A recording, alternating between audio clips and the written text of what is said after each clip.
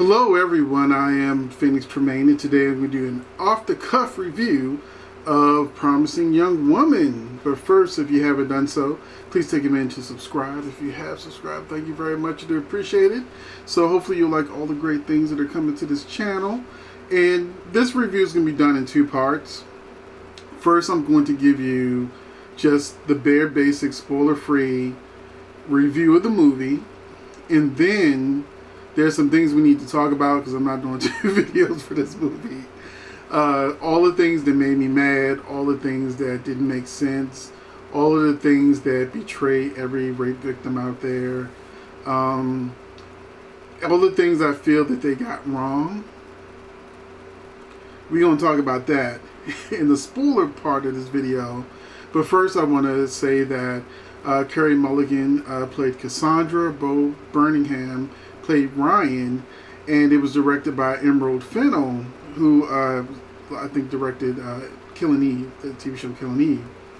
And in this movie, it's basically about a woman who there was an incident, and it has haunted her. And it has, and I mean, if you've seen the trailer, it pretty much tells you a lot. But it's haunted her, so she has been going out to find men that are willing to do the same crime that has haunted her and caused her to leave college and not become a doctor. So this has a lot of flaws in it, and I would say that the movie for a long time just kind of stays in the realm of being interesting, but as the movie continues to move forward, it sort of falls apart for me, and then the ending is just pitiful. It's just, the ending was like a slap in the face to rape victims all over the, like, they don't say the word rape in the entire movie, but you have to be deaf, dumb, blind, and stupid not to know what they're talking about just by looking at the trailer.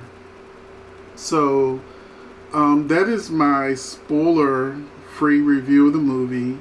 That it's an okay movie. That it doesn't pay off the way that it should, and I mean not just the ending, but it doesn't pay off throughout the movie. It seems like things are happening like a typical revenge film, but then you find out that things aren't what they seem. And so if you have nothing else to watch and you're just curious, or you've heard some things about the movie, you want to see it, fine. You know, I think there's some critics out there that will love this movie. I've looked at a couple of critical reviews, and it's been, everybody pretty much said they loved the movie. Then the end happened and they didn't like it. They didn't like the ending. But for me, I started not liking the movie like prior to that controversial ending. So like I said, it's like an okay movie. There's some really good things theme-wise about it, and the performances are excellent. There are lots of cameos from Max Greenfield to Jennifer Coolidge, Laverne Cox, Alfred Molina, Christopher Mintz-Plasse. You know, there's a lot of Alison Brie. There's a lot of people in this movie that made quick cameos. It almost feels like the director like called all the friends in and was like, "Hey, can you do like 5 minutes of my movie?" So like even Jennifer Coolidge scenes with the guy that was playing the husband, Clancy. I think his name is Clancy Brown. Yeah, Clancy Brown played the father. And you could almost tell that everything was shot in the same day, except for possibly a dinner scene that comes later on. But everything feels like, okay, we got Jennifer Coolidge for a day. We're going to shoot all her, like she got like 3 or 4 scenes. We're going to shoot all her scenes at one time and knock her out. That's what it feels like with all these cameos. And now I'm ready to get into the spoiler part of this video so that we can talk about why I dislike this movie so much. The reason why I dislike this movie so much is because I am also a victim of rape. When I was a kid, I had a cousin, and starting at 6 years old. So movies like this to me are important because whether it's a male or female, people need to understand issues of things like consent, issues of, just because someone is drunk doesn't mean you can take advantage of them. A person cannot give consent if they have no idea what's going on. Even if they gave you consent prior, it's the best thing for you to do is to just be a good person, let them sleep it off. You don't have to take advantage of them. So, yes, the movie is good when it tries to inform on consent. But what I didn't like, and let's go down the list, is that, tell me what you did. What is it? What you do? I was just a kid. I was just a kid. I'm tired of hearing that. Say what you did. So throughout the movie, they never say what happened. They imply what happened. Whereas you could have a much deeper conversation with the public when you really put things out there. This is also a story from the wrong person's point of view. Now, they decided that the person who was raped and, made to feel like a liar, and all her friends turned on her and they all sided with the men and said she was just a drunk. She dropped out of college, decided not to be a doctor because I guess she was depressed or whatever, and then she committed suicide. But the movie isn't focused on her character. She is just a catalyst, a plot point. Carey Mulligan's character, Cassandra Thomas, she is the character that takes all of that in. They were best friends since they were kids. I think she knew her since they were 4. So they were best friends like kids. She was like a sister to her. She was not taken advantage of. It was Nina who was taken advantage of. But she's taken on the guilt of not being at the party, and she could have protected Nina if she was at the party. And even Nina's mother is like, come on, move on. We've got to move on. You keep dragging us into this. So Cassandra has taken on all of everything that happened to Nina as if she was the one that got raped. So much so that she also dropped out of college to be a doctor. So her friend got raped. She had a mother that clearly, she said she had to drop out of college to take care of her friend who was so broken up about being raped. And I'm like, her mother couldn't have done it? Narratively, I'm a writer, so narrative is like, it didn't really ring true to me that because her best friend dropped out of college because her best friend got raped. She wasn't a child. Why was it that her best friend had to take care of her, and she was such a promising doctor, and they said she knew, like, people who knew her, like, oh, you were right on the edge of becoming a doctor, that she didn't go back to school. Instead, she's working in a diner. Instead, and this is the second thing that I want to talk about. That first thing that bothered me was she wasn't a victim. Her friend was a victim, and she took on the role of the friend. It was like they took 2 characters and made them into one character. They wanted to say one died, so then they had the Cassandra. They should have both been there. They should have both been, taken advantage of. And that way she could have been saying it, not from Nina's perspective, I'm so upset that my friend got hurt and killed herself. No, it should have been from her perspective. Because the second thing that happens is that every night she goes out, she pretends to be drunk. She gets a guy to go into a room to their place or whatever. And then, just as they're about to take advantage of her, she lets them know she's not drunk and is like, what are you doing?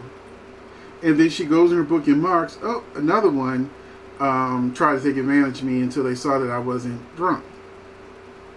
But no, it's not realistic that not one of these men went on ahead and went through with it.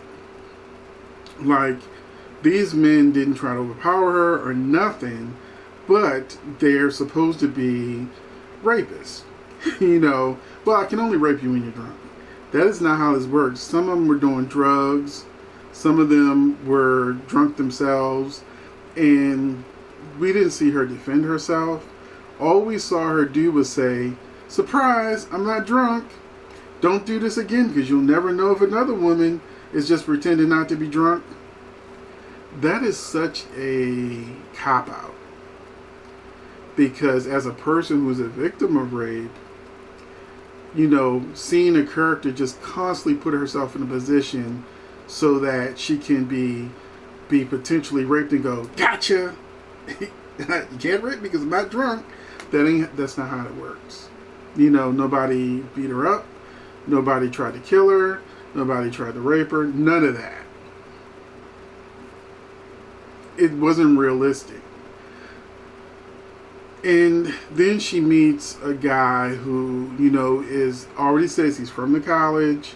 He was in the grade she was in. So instantly I knew he was a part of it.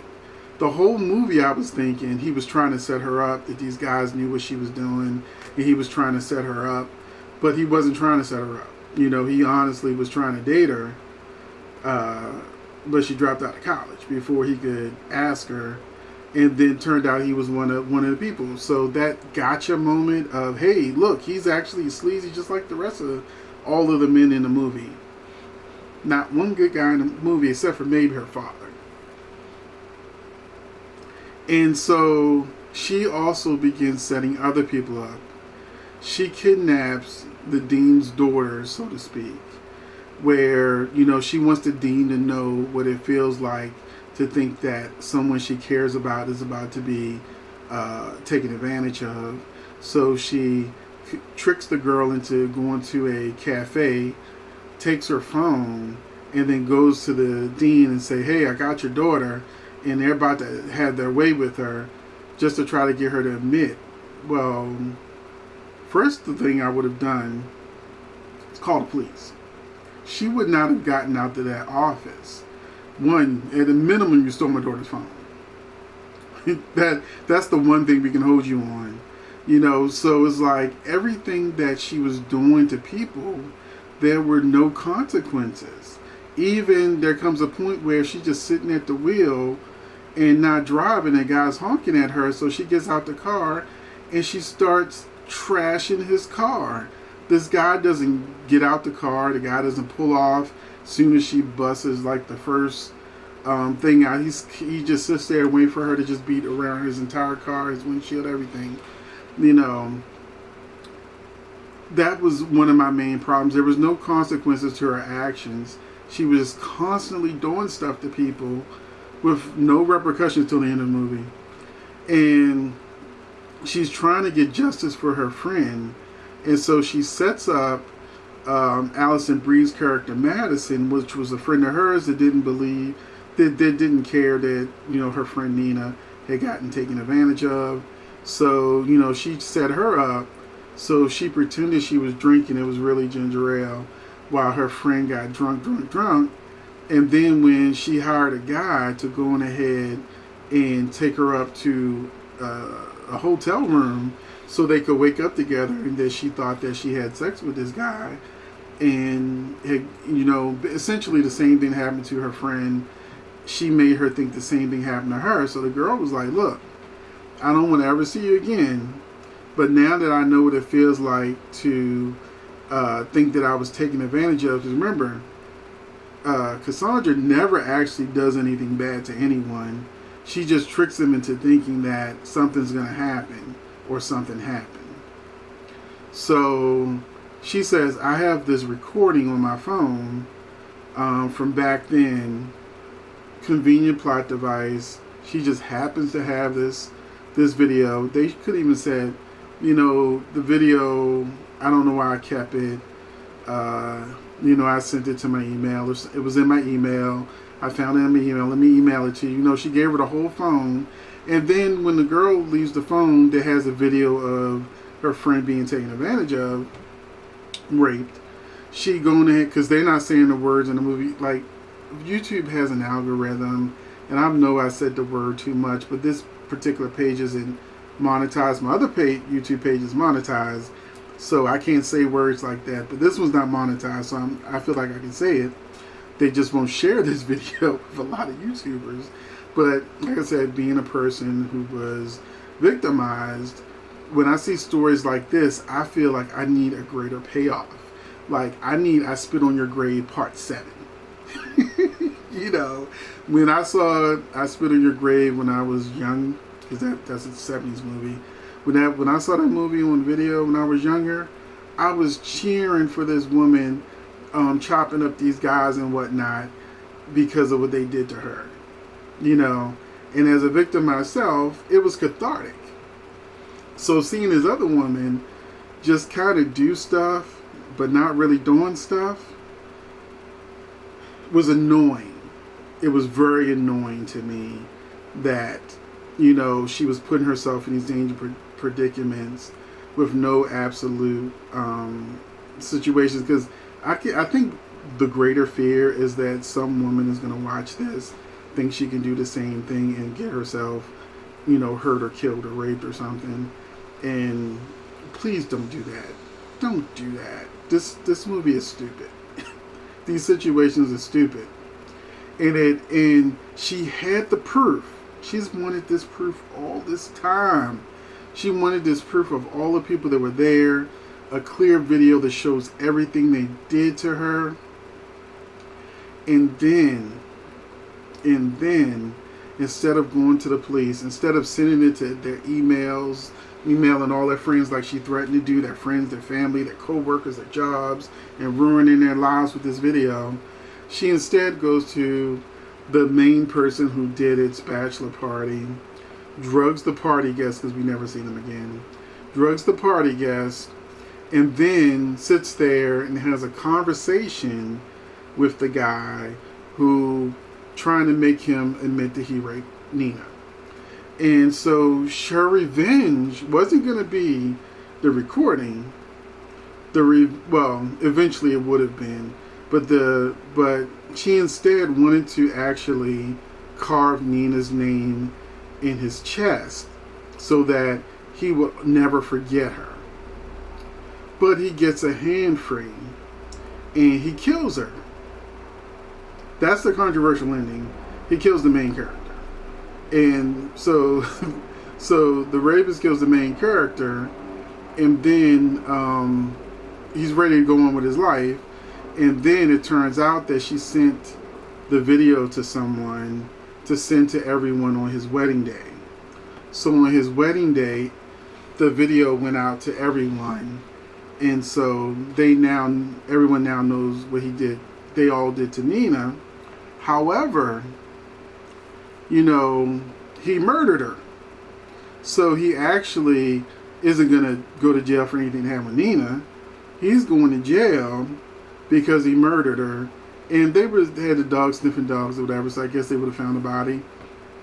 So I guess the irony is, in her mind, he murdered Nina and got away with it.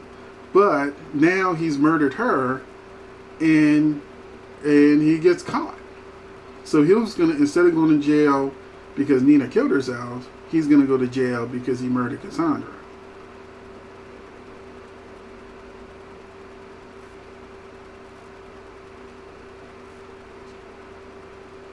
So I sat through this whole movie getting madder and madder that this woman we were led to believe that she was actually getting revenge on these men. She could have castrated them or something, but she was getting revenge on these men, like the black guy that she was on her way to do whatever with. I'm not stereotyping, but he didn't seem like the type of guy that would have just said, okay, you're not drunk, you got me, see you next time.